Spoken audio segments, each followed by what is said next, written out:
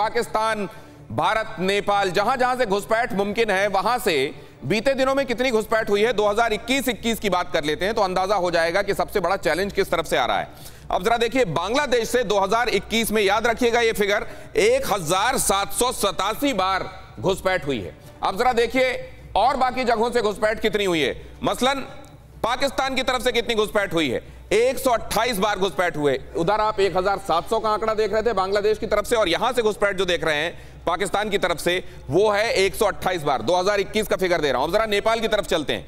नेपाल में पिछले 3 साल में 25 बार घुसपैठ हुई है। मैं 3 साल का आंकड़ा यहां दे रहा हूं और वो 25, 100 के भी नीचे नीचे। तो मेन चैलेंज कहां है वो आपके सामने आ गया कि 1787 बार घुसपैठ बांग्लादेश से 2021-21 में हुई है।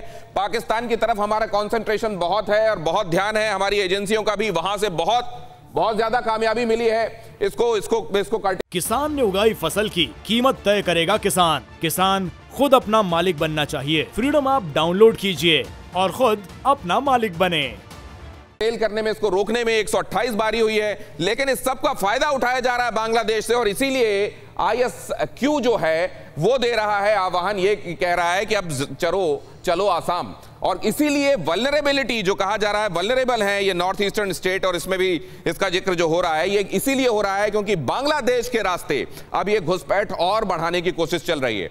अगर ऐसा है तो आप जो ये कह रहे थे कपिल सर, इस पर मैं आऊंगा कि ये जो उस समय की भूल है, अभी आप कह रहे हैं बांग्लादेश भी हमारे लिए एक तरीके से प्रॉब्लम ही हो गई, मैं आ रहा हूं उस पर। लेकिन मुफ्ती नदीमुद्दीन से एक बहुत महत्वपूर्ण सवाल मैं समझना चाह रहा हूं। मुफ्ती नदीमुद्दीन, सवाल ये है कि ये जो एक दो लोग बड़े कोऑर्डिनेटेड एफर्ट्स के बाद पकड़े जा रहे हैं, मदरसों में पढ़ाने के नाम पर ये लोग ऐसा कर रहे थे, मतलब असल में क्या इसकी और बड़े लेवल पर स्कैनिंग होनी चाहिए? मैं मदरसों के संदर्भ में बात कर रहा हूं।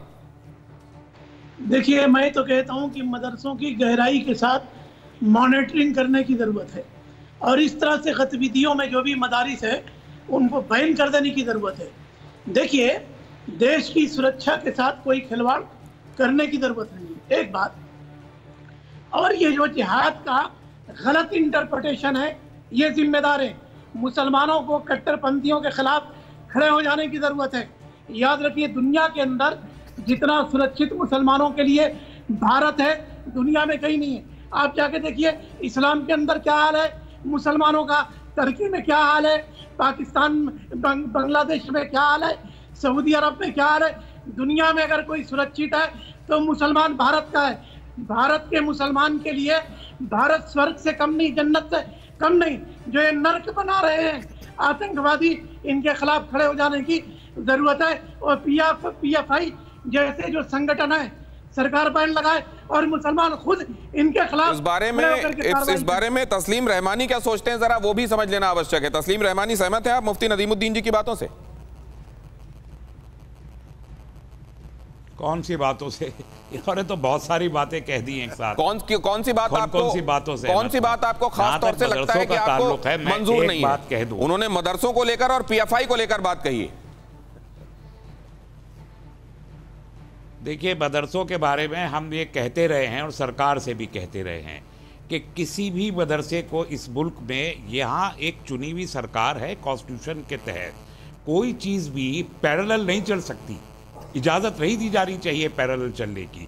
मदरसों को भी पैरेलल एक एजुकेशन बॉडी की हैसियत से हम एक्सेप्ट नहीं कर सकते, नहीं करना चाहिए। तो मैंने कहा है कि जैसे central board of secondary education है, उसी तर्ज पे central board of Madrasa education national level पर बनना चाहिए, और प्राइवेट हो या गवर्नमेंट का हो, एडिड हो या नॉन एडिड हो, सबको रेगुलेट होना चाहिए, एफिलिएट होना चाहिए उस बोर्ड से। जब तक हम ये सिस्टम नहीं अपनाएंगे तब तक हम रेगुलेट नहीं कर सकते क्या हो रहा है। आप किस बात पर कुछ कहना चाह रहे हैं नदीमुद्दीन जी? एक सेकंड सर, एक सेकंड, वरना खो जाएगी बात। आ रहा हूं नदीमुद्दीन जी, बहुत जल्दी से सर, समय कम है। देखिए, मदारिस में बहुत बड़े रिफॉर्म की जरूरत है।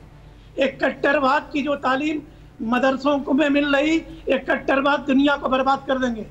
कट्टरवादी सबसे पहले अपने समाज को बर्बाद करेंगे, अपने समाज को तबाह करेंगे, और इस्लाम के नाम पर जो गलत इंटरप्रिटेशन एक कट्टरवादी कर रहे हैं, इनको कवर देने की ज़रूरत नहीं है, इनकी निंदा करने की ज़रूरत है। और मदारिस में सख्त मॉनिटरिंग करके ऐसे जो संगठन है मदारिस है उन पर बैन करने की जरूरत है। किसान ने उगाई फसल की कीमत तय करेगा किसान। किसान खुद अपना मालिक बनना चाहिए। फ्रीडम ऐप डाउनलोड कीजिए और खुद अपना मालिक बने।